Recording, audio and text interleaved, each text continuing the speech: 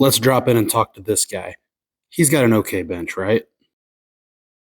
Well, let's talk bench press. My basic bench press cues. Number 4, speed. Let's talk about bar speed.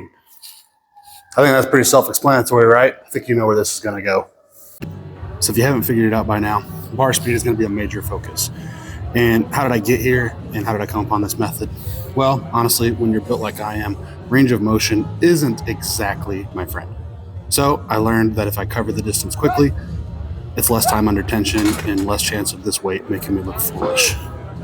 So whether I'm just doing singles or if I'm doing volume work, I just try to move every single rep as fast as I can. Just close that distance and work on speed. Now, this didn't happen overnight. I came from a background where I trained more like a bodybuilder prior to powerlifting. So I already was pretty developed as a lifter, and I had a decent amount of muscle mass on my frame. So I already had the volume work taken care of. But as a transition into powerlifting, I really focused on bar speed and closing that distance. And again, this didn't happen overnight. This was years and years and years of focusing on my speed, every single rep, every single set. Just focus on moving that weight as fast as I could. Transition, your speed muscles or your power muscles.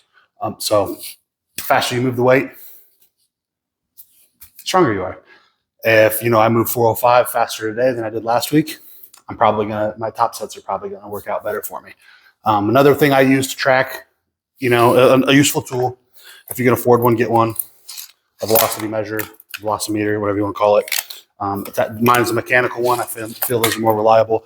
Attached to the barbell, you'll see them in a lot of my videos. That's just for my own personal use. I keep a spreadsheet and I track, bar speed from week to week, session to session.